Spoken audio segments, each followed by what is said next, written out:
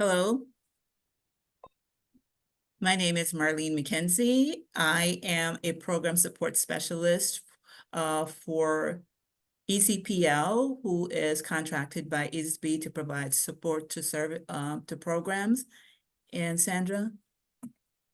And hello, everyone. My name is Sandra Arrett, and I'm excited to be with you this evening. I currently am a kids coach. So again, we are happy to have you all here. So thank you for taking time out of your evening to join us to discuss the Family and Community Engagement Framework. We will explore the components of the new ISBE Family and Community Engagement Framework, align this framework to the family engagement practices of PFA and PFAE programs, and begin the creation of a customized plan that will incorporate key components of the framework. So for our purposes today, we want this to be a safe environment for you to share your thoughts and ideas. We have a wide variety of people on today. We've got our teachers, of course, our directors of early learning. We have program family engagement specialists from not just our public schools, but also the community. So we want you to share your thoughts and ideas with us. So we're going to be very respectful of each other and listen for understanding. And I really want to encourage you to kind of refrain from using any type of put downs. And by that, I mean like in ourselves. As we go through this new framework, you might be thinking, oh boy, we don't do that, right? That's a put down. We don't want you to think that. That's why we have a framework, so that we could build on it. Okay? Participate freely, share your ideas. There's that chat feature available to you. So please utilize it. It may be key to someone else's learning today. And we want you to be present and engaged. So what is the Family and Community Engagement Framework? It's also known as FACE. And why is it so important?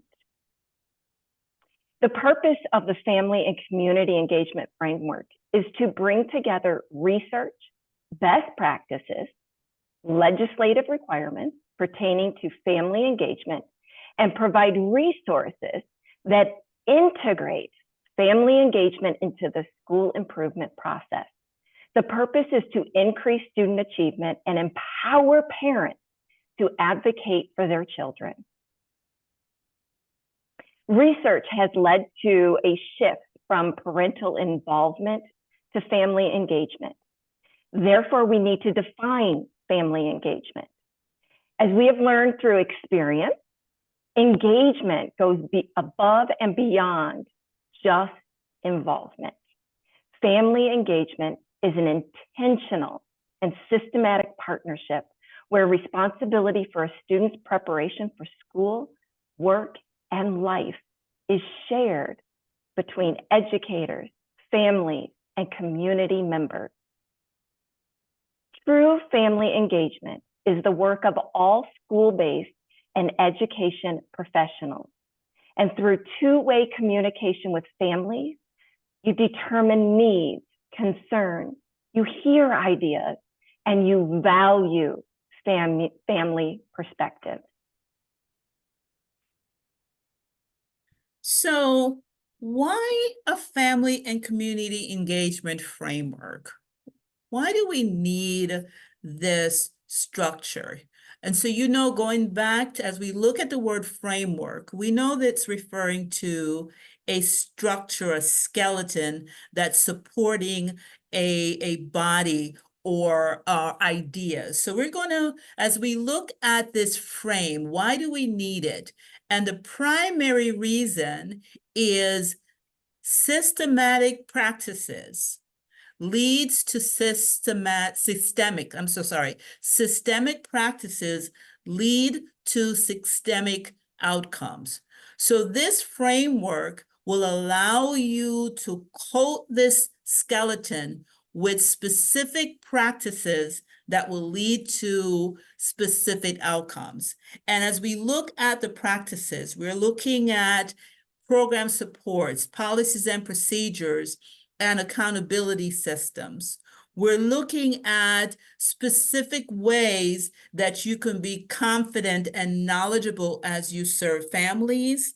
And then we're zeroing down to this homeschool partnership that is intentionally linked to children's development.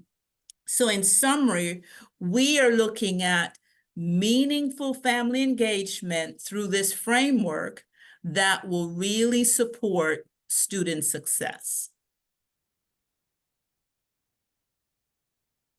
And then let's get a little deeper. So why partner with families? And that is a question I think we in early childhood deal with probably more than anyone else, because our children come part and parcel with children as they're in our programs. And I'd like to point to the 5 essential research that shows that schools that are strong on 5 essential components are 10 times more likely to improve student learning.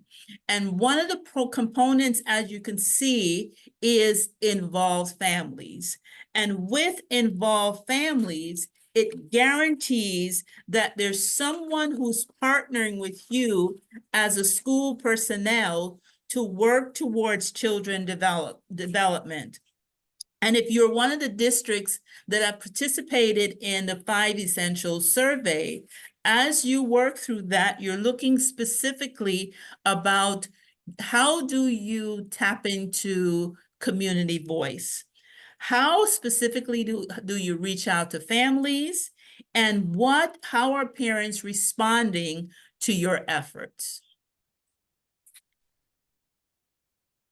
The other thing I want to touch on as we talk about the why is looking at ISBE equity statement and looking at the threads that run through this statement that talks about policies, programs, and practices that affirms every child's background, the diverse background that they bring to school, and delivering comprehensive services that will allow all children to succeed.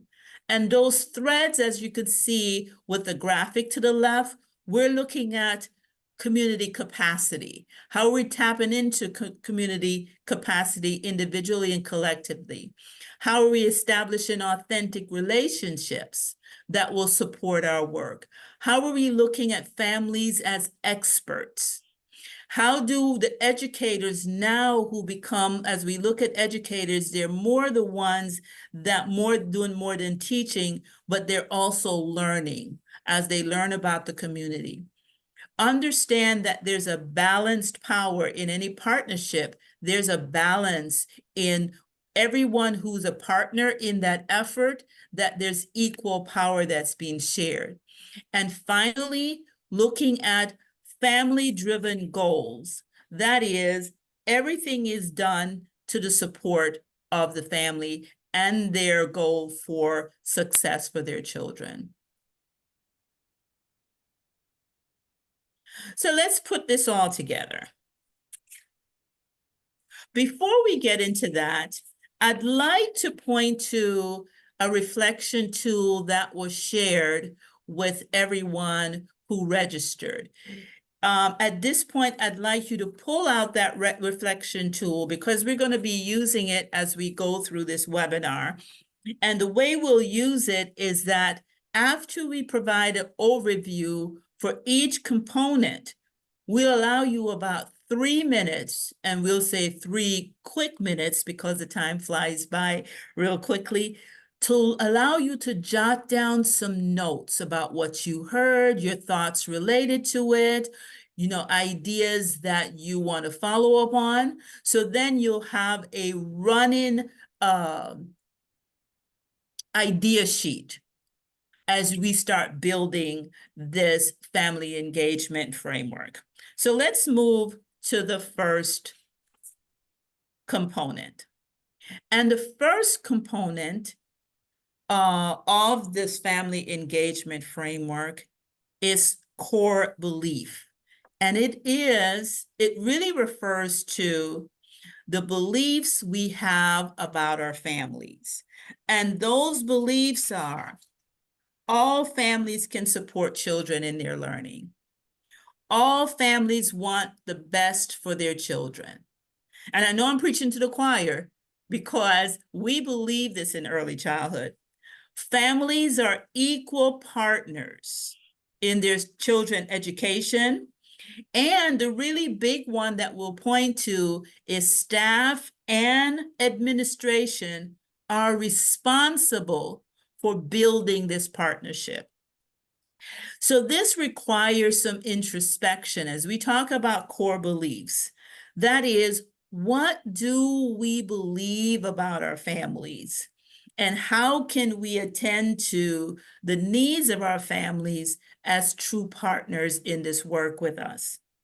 I'm going to play a short video, and what I would like for you to think of is, what are the core beliefs that you believe were demonstrated by the administration or specifically the teacher of this particular parent? And from there, we'll move into the reflection. So let's play that video.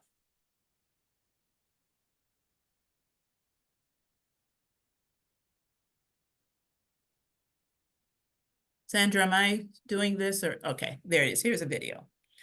Pay attention to what are the core beliefs that you see reflected here? Well, immediately after the home visit, I was invited to a back to school night they were having in Stanton. They gave me the little flyer. I was like, well, we're having a back to school night. It's from this time and this time. Bring the kids, like a meet and greet the teachers and everyone that was going to be there. But one thing I can say about, Stanton, period, is that it is constant communication, something I never had, something I completely enjoy. And it's not just negative communication, it's constant positive communication. I can be here at home, at work, anywhere, and one of my teachers would send me a text.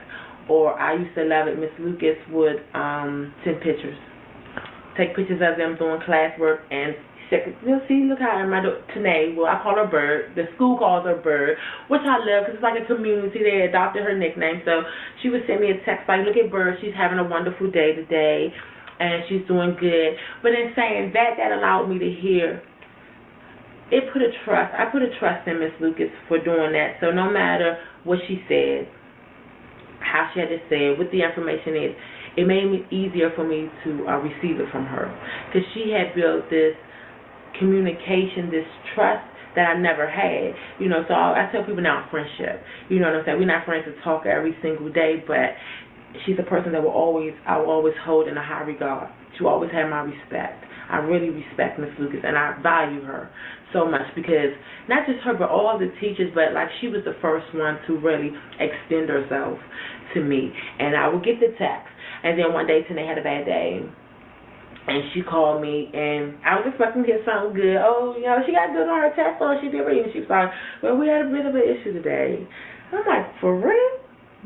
What happened? Well, Tanae did X, Y, and Z, and I didn't get defensive. I didn't get, well, what did you do? Or what did I actually sat back and I listened. And I received the information, and I processed the information. For me, that was something different, because at that point in time, I felt it like, why am I getting mad? Because normally when you call me on the phone and you're telling me something about my child did this, I'm naturally on the defense, like, well, what did you do to make my child do this? Or who was messing with her in class? If my baby's a good baby. But in this time, it was different. And I don't know if it's because of the positive, feedback she gives me every day, the friendship we brought. It just made, when she was telling me what was going on, I took a breath, I stopped, and I listened. And then I was like, we actually got to a place where we worked together. I said, well, you know what, since she's having a bad day, can you put her on the phone? And I spoke with her on the phone, and I let her know that me and Miss Lucas are working together. We are a team, and if she asks you to do something, you need to treat it as if mommy is asking you to do something, so if she asks you to sit down, you would just sit down. And there was no more problems with tonight. So as you can see from this video, this school or this teacher specifically had core beliefs that she was able to convey to this parent. One of the ones that we mentioned is that school and administrators are responsible for building this relationship. And what they did was they had a meet and greet. So where they shared the information with families. They did constant communication, and they didn't just center the communication on negative. There was a lot of positives. They created a family atmosphere. As a matter of fact, you notice they used the child's nickname, and the mom stressed that she felt like she was in this community. You can tell that she had a lot of respect for the teacher. She had a lot of respect for the school. She valued the feedback. So something was done to establish that for that parent. So the teacher saw her as an equal partner in our child's learning. So she shared positive, but she also shared negative. And then she reached out to her partner, Mom, we had a specific thing. Let's partner on this one. So what I'd like for us to do is think about this core belief, that first key component. And what I'd like for you to do is think about your community and your families. And let's take, again, that three minutes. How do you, or how will you continue to promote this key component in your school, in your district, in your agency?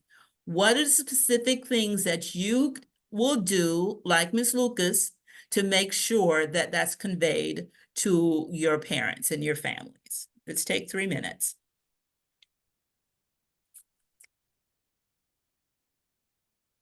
And communication, that was stressed on the video. Establish regular communication. Communication. We know that communication. Ask family the types of communication.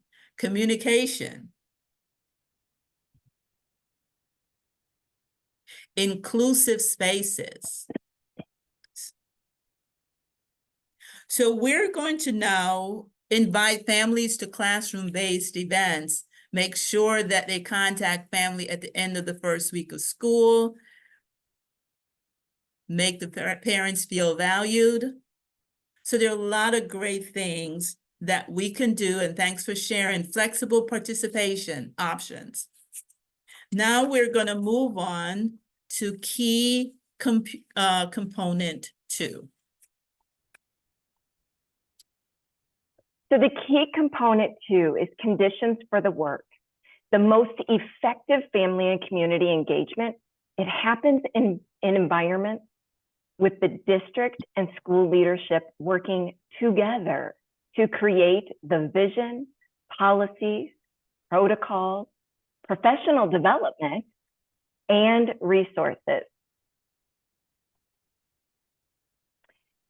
Prior to beginning any of this work for the Family and Community Engagement Framework, a joint mission and vision must be created in partnership with staff, families, and the community to ensure that all are working towards the same goal.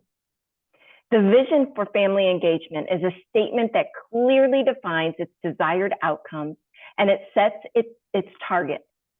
The mission statement supports its vision by defining its purpose and rationale. We want to create or align family engagement policies by embedding throughout the district and school improvement process and integrating it into existing systems, policies, and practices. This will be an initial step to implementing the Family and Community Engagement Framework. In order to affirm the strengths of each child, the family engagement system must be mindful of the diverse school community, as well as the student and family needs. And of course, we must allocate resources specifically for family engagement. That is key. It's important to use data to understand the needs of the community, identify relevant family engagement strategies in all focus areas, and create a professional development system with ongoing coaching for family engagement. Professional development should include content that is focused on developing the family engagement system, building welcoming and supportive environments, enhancing communication with families, including parents in the decision-making process, and assessing cultural biases. Professional development is key for all stakeholders, not just our school educators, everyone that is at the table and beyond. So think about this key component number 2, the conditions for the work. And utilizing the reflection tool, or in the chat, share out with us, locate that second box that says conditions for the work, and take a few moments to reflect on how you have developed a system for family engagement operations. Does it need to be updated? And really, most importantly, who needs to be at the table? If you're a school district, we need to remember that in order for this to be successful, we have to remember our community partners. Not every school district has a publicly funded PFA or PFA program, right? You have outside community ECECs, and they need to be at the table as well. So just take a few moments. Share some ideas in the chat. We're here to learn from each other. Do you already know something that might need to be tweaked?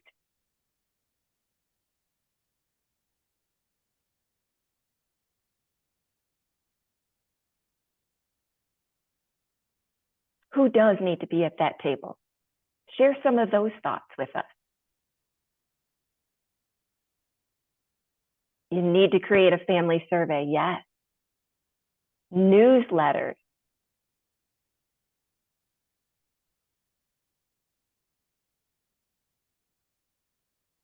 We have to continue. I thank you so much for sharing that. We do need to continue to build that relationship with parents throughout the entire school year.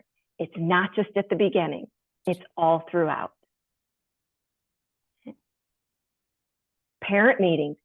Oh, that would be a great idea, right? Come together with all the parents. Well, as you continue to think about that, we're going to go on to key component number 3. So key component number 3 really hones in to this family engagement philosophy, because we're ultimately providing this support in educational settings to support children's school readiness. So the question that we're constantly having to come back to is, how will everything that we do, how are the activities, how are the strategies, how are the approaches, how will it improve or enhance student education? And this is really important because it really is about where the rubber hits the road as we emphasize school readiness. So this improvement or enhancement to student education can be direct. So we may look at family engagement as the way to just make sure that children do well in school, that our assessment data regularly improves because parents are there as our partner.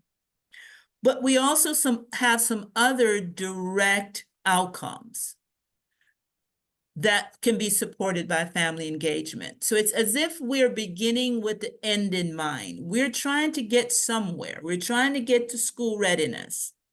With school readiness comes some really specific benefits. So in addition to learning, one of the big things that the research has shown is that student behaviors also improve.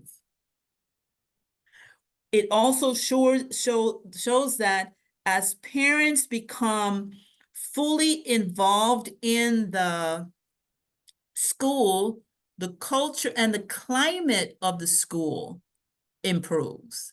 And when the culture and the climate of the school improves, then the community improves.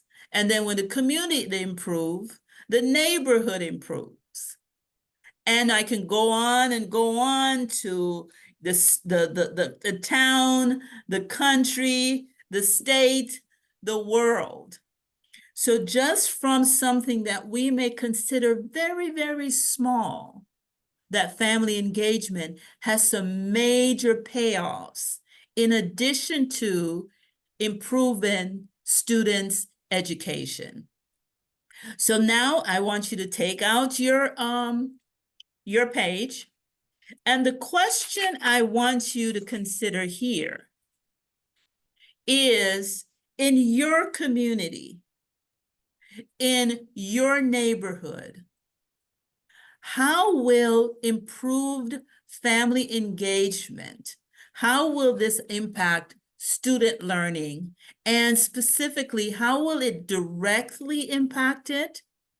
But what are some of the indirect benefits that you'll get in your community? So as you go about the day-to-day challenges of implementing an effective family engagement strategy, you're seeing those long-term benefits that will motivate you to continue. So we're looking at the immediate ones for, yes, we know it's going to improve student learning, but look beyond the doors of your agencies and your schools. What else do you believe will improve if student learning is improved?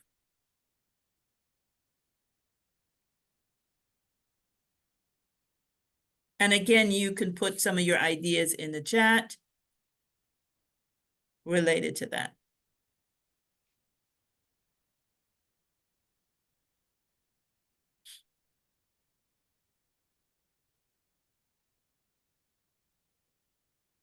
So I see here someone say, we'll establish strong relationships. Parents with school official, even parents with parents. Better understanding and acceptance of diverse cultures, absolutely. Strong support network within the school, outside of the school. So those are some of the direct and indirect benefits in addition to enhanced student learning.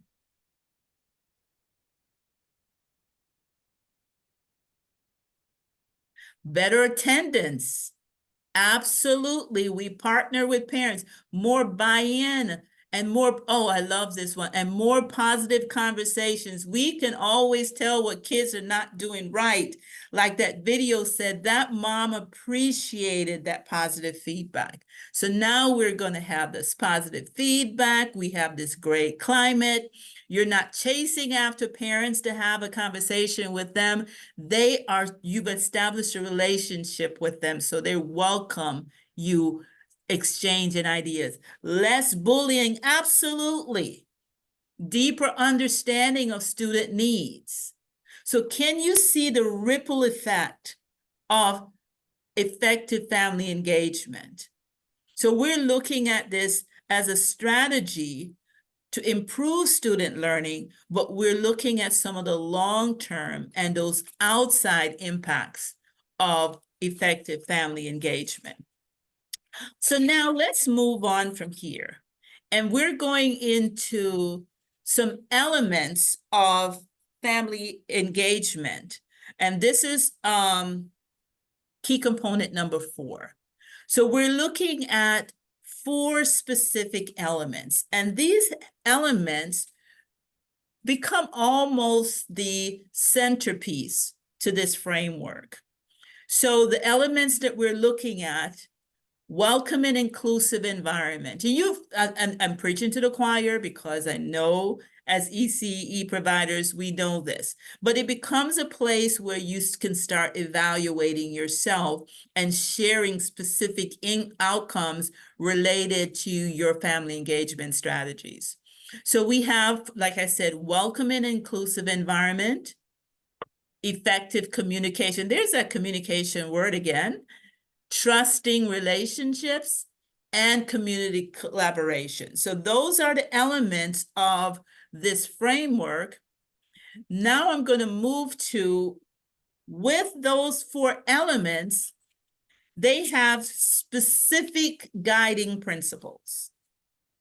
So for each element, you have a specific guiding principle that will help you steer the ship in providing effective family engagement in your district, your school, your agency.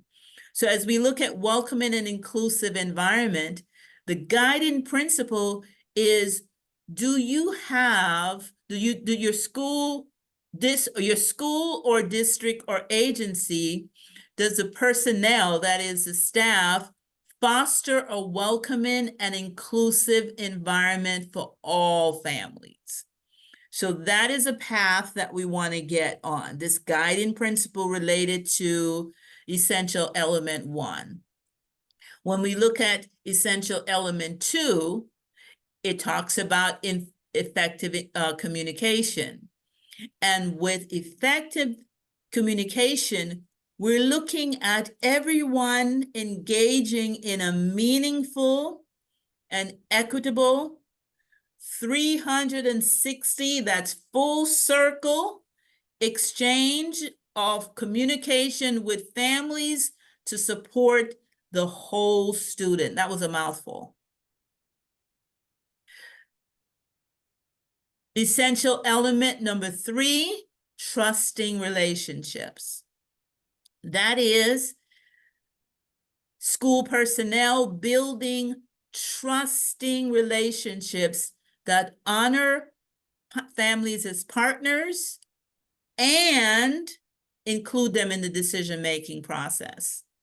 And last but not least, school personnel collaborating effectively and engaging with local community members, organizations, agencies, business, and places of worship, everybody in the community, to enhance a positive learning environment. So let's get a little bit deeper into these elements. So we have the elements, we have the guiding principles. Now, for each principle, there's standards. And for each standard, there are descriptors. Now, one of the handouts that was shared with you is the outlining of those 4 key elements, and it shows the principle related to all 4 of them, the standards related to all 4, and then you also have 4 boxes where we're going to break off into breakout rooms and collaborate with each other to see what does it look like across the board in your programs. So let me go through. So key element, and I'm following through on the handout that was shared. So let's start with key element 1 before we break out into the breakout room. So key element 1, and I'm trying to You can hear me trying to figure this out. That's key element 3. Here's key element 1. So if we go back, key element 1, which is the welcome and inclusive environment, the principle is that the district or the school or the agency foster a welcoming and inclusive environment for all families.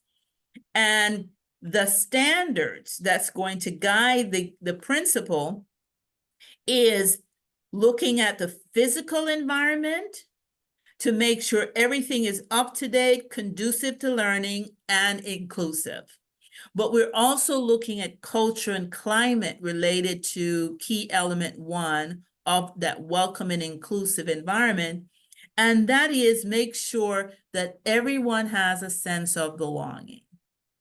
If we move to key element 2, which is effective communication, and that is everyone is engaging in a meaningful, equitable, 360-degree exchange of communication to support the whole student. And there are 2 standards that we're looking at here. One is accessibility. The other one is advocacy and support. So is everyone following with this? It's a part of the handout here. Now we're looking at key element number 3.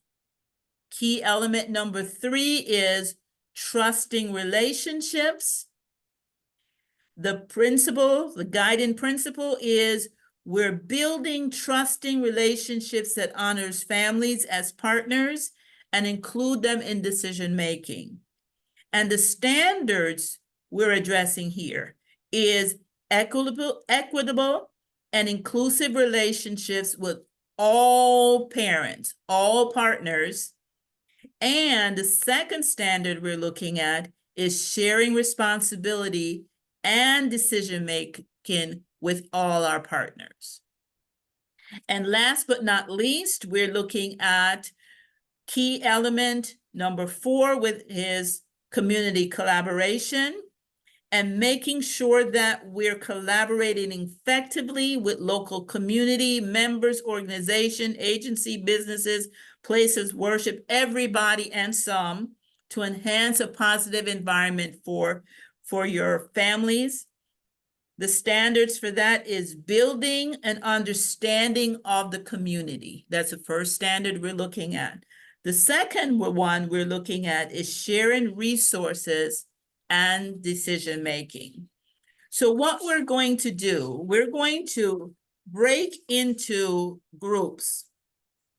And we're going to break into 8 groups, and we'll have 2 groups that will be working on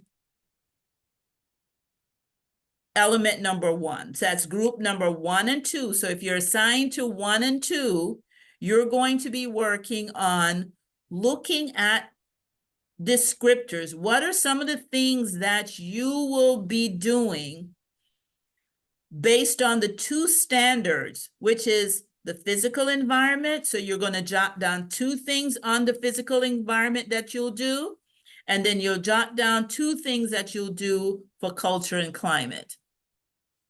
For those of you that will be in group 3 and 4, you're going to be looking at effective communication. And again, you will look at those 2 standards. Accessibility, what do you do to promote the accessibility within your building in terms of communication? How do you make sure it's meaningful and equitable? And then you're also going to look at the communication to support the entire student, and especially in terms of parent support and advocacy for their children. So you'll jot down 2 ideas for that. If we move to element number 3, which is trusting relationship, we're looking at equitable and inclusive relationship with everyone. So that's groups 5 and 6. You're going to jot down 2 ideas of what you can do. And then we're going to look at this idea of sharing responsibility and decision-making. What are the two things that you can do to bring about those standards? Then finally, community collaboration. We're looking at the building and understanding the community. What community, how do you learn about the community that you're in? How do you make sure that you're addressing the specific needs of family? And then the other standard for that is the standard of sharing resources and including families in this decision-making. And group 7 and 8 will be working on that.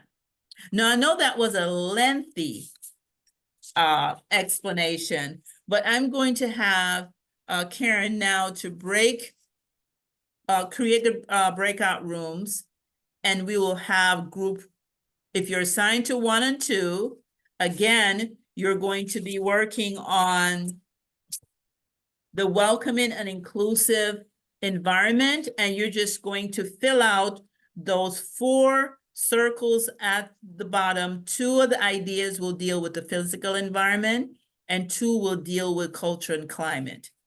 If you get group 3 and 4, you'll be working on effective communication. And in those groups, you're looking at 2 ideas related to accessibility and 2 ideas related to advocacy and support. If you get group 5 or 6, you're going to be working on trusting relationships. Again, we're looking at how do you have relationships where everything is equitable and inclusive for all parents. So you're going to jot down 2 ways you'll do that. And then you're looking at how do you share responsibility and have parents participating in decision-making. What do you do in your agencies to make that happen? Or what are some of the things that you could do to make that happen?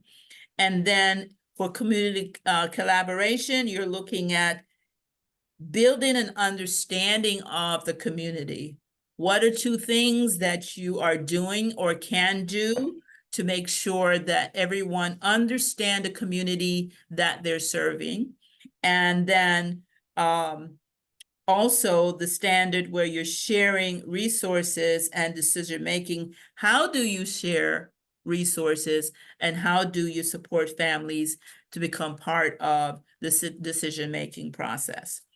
So Karen, is everyone in, are we all in groups at this point? Yep, but just open the rooms.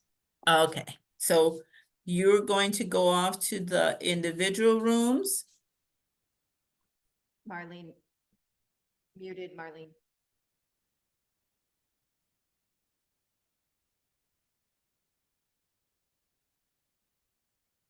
We cannot hear me. Now you can hear me. Okay, I was talking and no one was hearing me.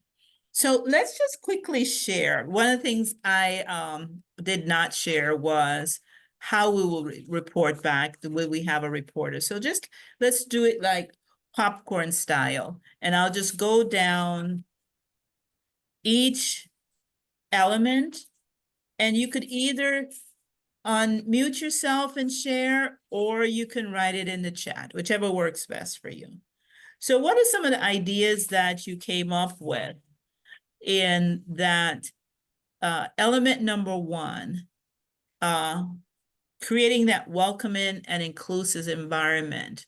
Let's start with the physical environment. What are some of the things that you're doing or you would like to do to really support that element? I'll jump in. Go ahead. You do it. Go. I'll get us started. How about that?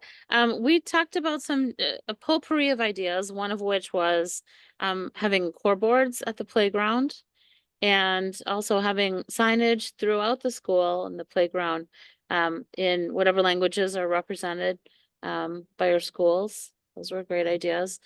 We also talked about, someone mentioned they're doing events not just at the school, but pushing out to the parks, into the community to provide those events. I like that idea a lot. Great, thank you. I'm trying to see your name. Heidi. Heidi, yes. Thank you so much, Heidi. Anything else? Let's move over to culture and climate. Any ideas on just overall culture and climate? We talked about physical. Any other ideas for that?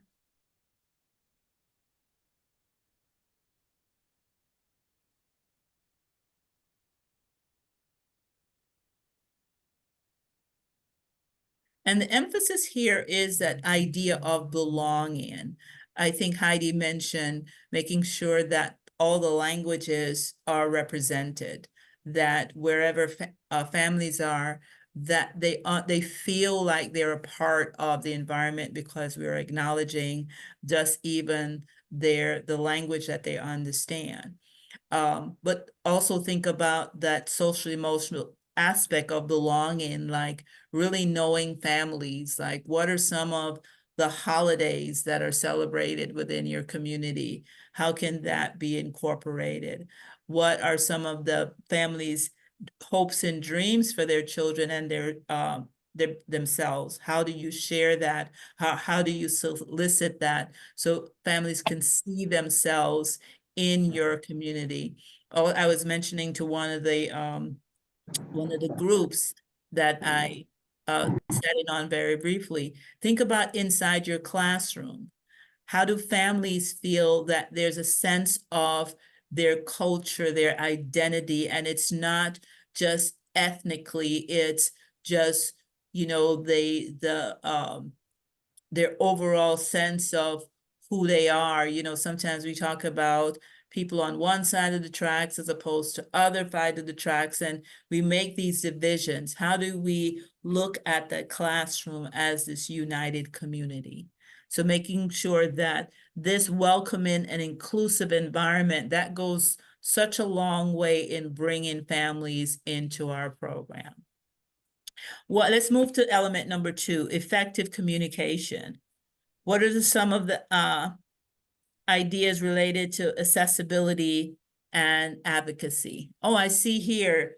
You have someone said, Jerry said, posters. You have posters. Let me pull up what else. And let's see what else. Oh, let's see.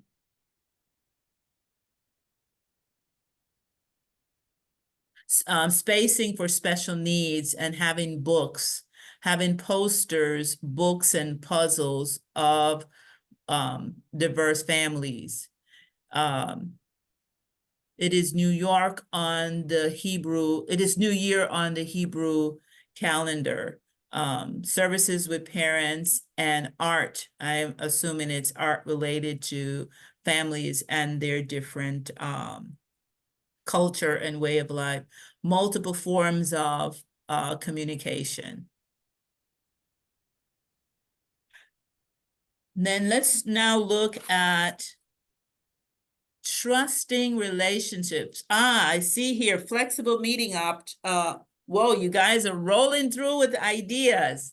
A lot of wonderful ideas. Family home activity bags, including families and children learning through parent committee translation services.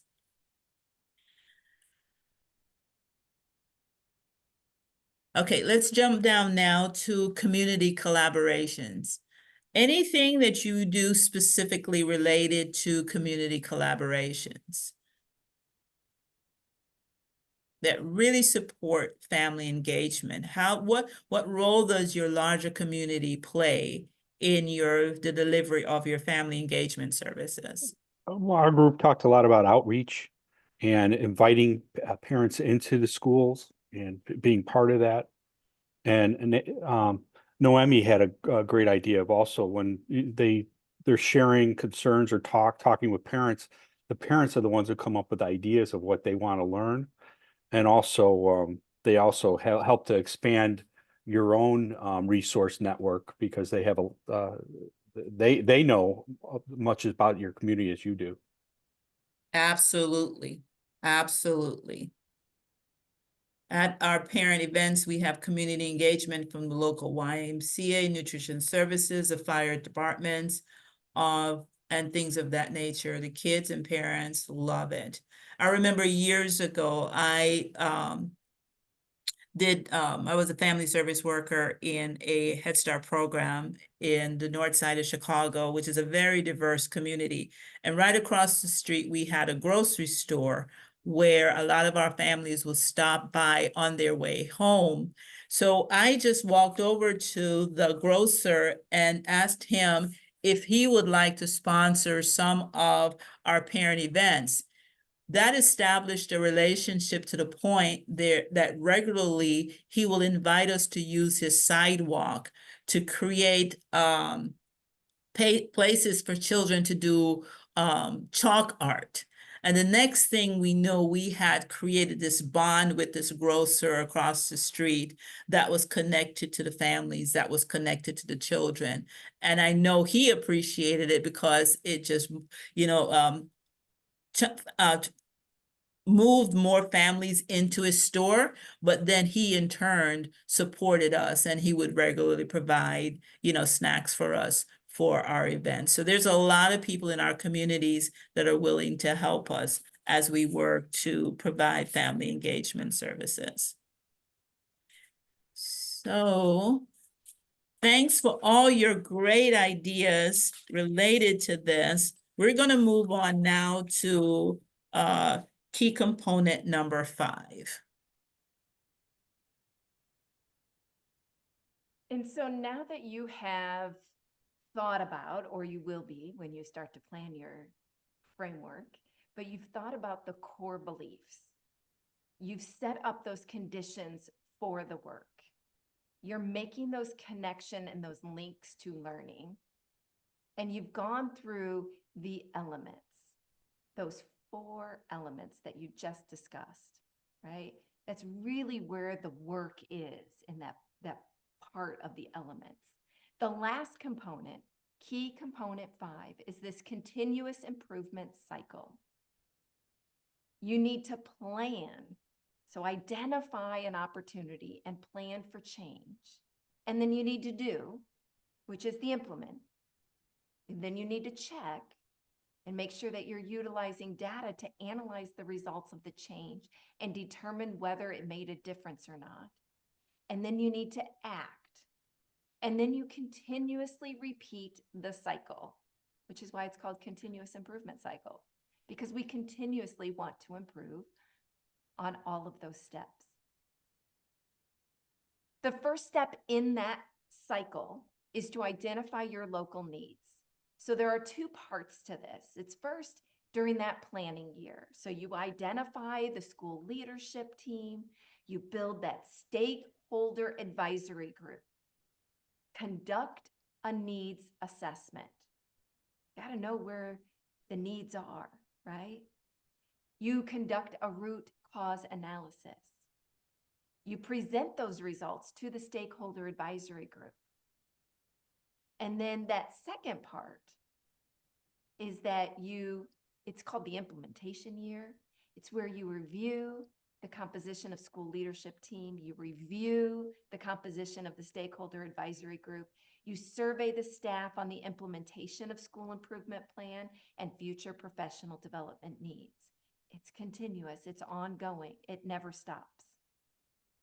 Some source documents to consider when you're identifying those local needs is maybe your original grant application. Maybe it's the PFA or PFAE compliance checklist or the implementation manual. Maybe it's the Head Start PFCE Family Engagement Framework. Or maybe it's your kids' data, the Kindergarten Individual Development Survey that is taking place currently across all public schools in the state of Illinois. They are in the midst of their data entry time. This school-wide and district-wide data is open for you all. It's public knowledge. Utilize this data because it's coming from the students that you may have in a pre-K program or in that early childhood educational setting in the community.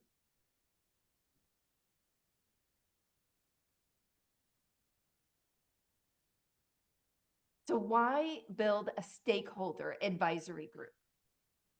Well, in 2017, the Kindergarten Transition Advisory Committee was established.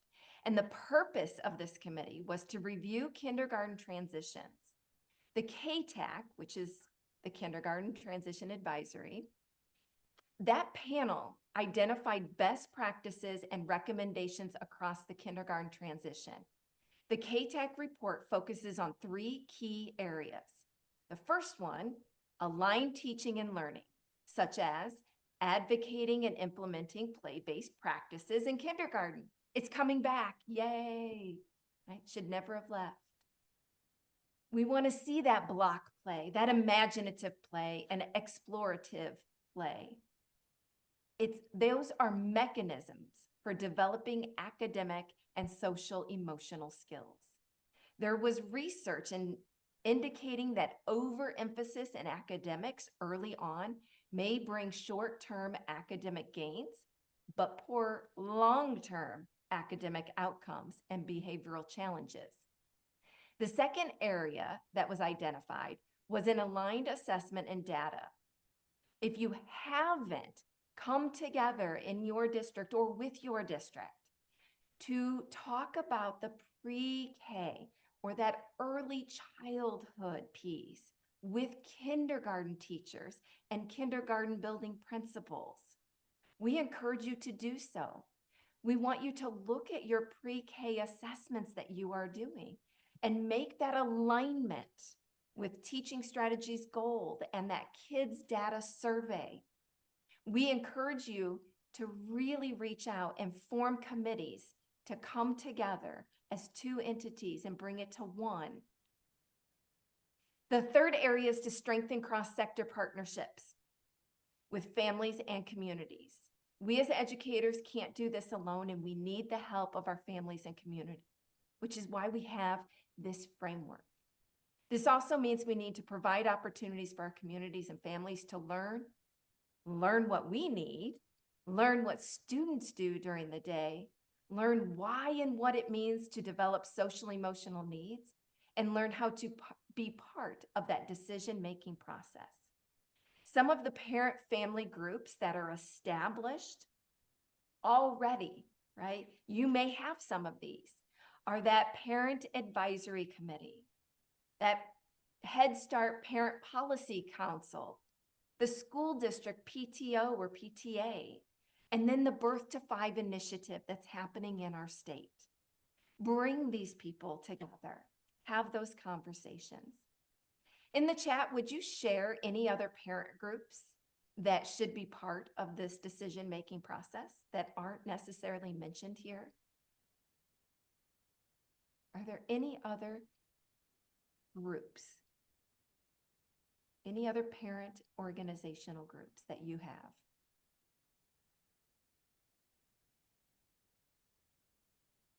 So part of this is also making sure that we plan for school improvement. This is the second step in this continuous improvement cycle.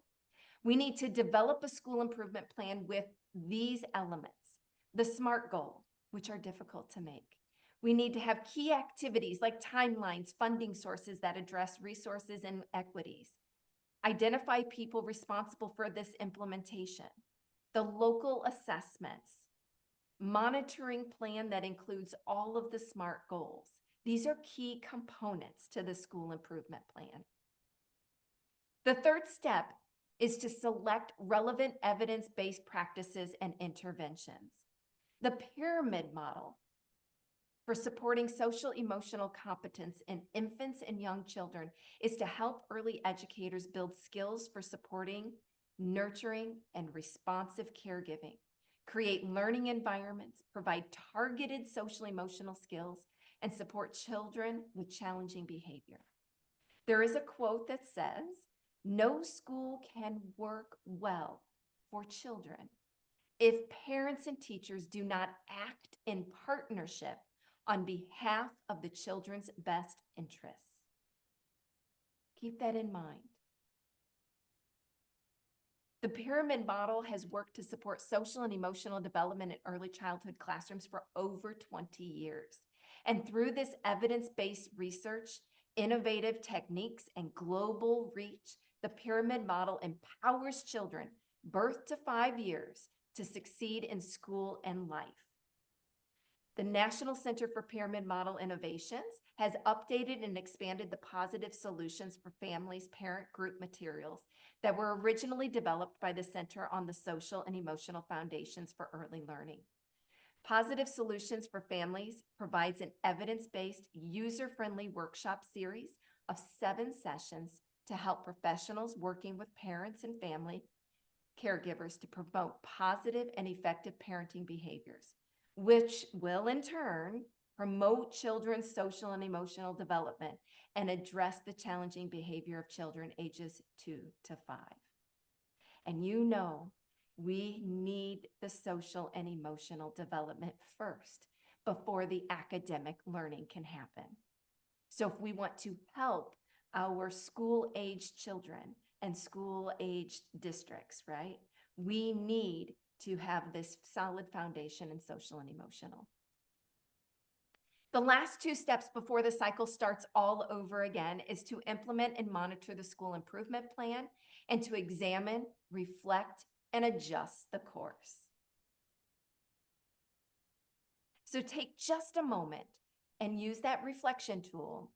Locate that 4th box after the elements that you all just worked on, the cycle of continuous improvement, and reflect on what local needs might there be. What evidence-based practices and interventions do you utilize or do you might need to look into? If you would like to share some of those ideas in the chat, it would be wonderful so that everyone can see. What are some of those evidence-based practices and interventions that you are utilizing or that you might want to think about utilizing? Feel free to unmute as well.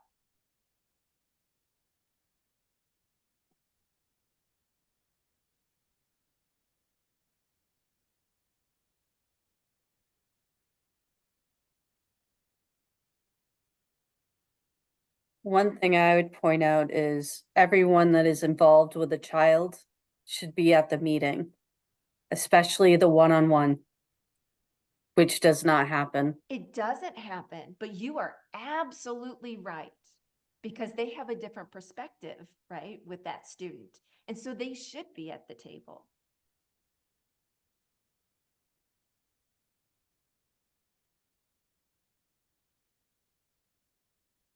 Yes, those Illinois Early Learning Project tip sheets are wonderful.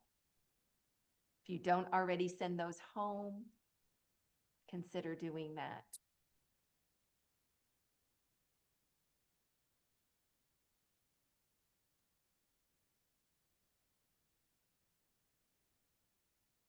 Well, as we begin to wrap up today, effective family engagement is a critical lever to student success. When it comes to making decisions about a child, sharing that decision-making with families is vital. I don't want to say just important, it is vital. Teachers and families are a partnership working for the best interest of the student.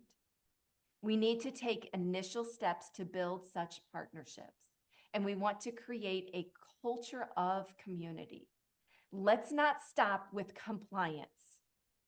Sometimes we get caught up in compliance, but let's go beyond that. Let's reach for the sky by developing a research-based innovation, this systemic, sustainable, and integrated structure, a belief system, and practices that encompasses all, including our communities. Please don't forget our communities.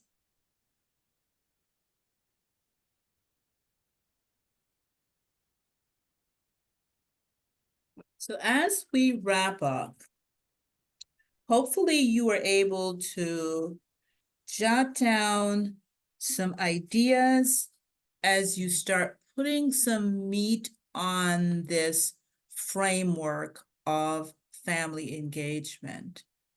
as you look at the different parts of family engagement, if we think about a body, you know, we have the legs and we have the arms and we have the torso. Those are the different parts of the body, and let's not forget the head. So like a body, there's a skeleton that keeps that body, that shapes that body. So we can actually have a whole unit that is supported by the skeleton. So the family engagement framework is the same thing. It is that structure that supports this entity that you're creating to support families as they in turn support their children, so all children will be ready for school. So as we look at the different parts of this structure that we're creating, we initially talked about the core beliefs. Check out some of the ideas or thoughts or introspection that you jotted down for that part of your structure. Then look at the other part of your structure, the conditions for learning, and those conditions being linked to student success in school, and let's add in future life experience. So that's another part of this structure that you're creating. Look at those thoughts and ideas that you jotted down. Then we looked at the elements, those 4 main elements: the environment, trusting relationships, community collaboration. And someone help me, Sandra, what's that second one? Oh, why am I running a blank here? The conditions for the work. Conditions for the work. So we're looking at those 4 elements. And then last but not least, not forgetting the community. So you have their thoughts and ideas. And as you look at your notes, are there any questions or wonderings that you have in terms of putting all the pieces together to support the implementation of an effective family engagement system? Are there any questions? You could either unmute yourself, or as we wrap up, just type it into the chat. We don't want to make sure that all your questions, all your ideas are shared before we close out this webinar.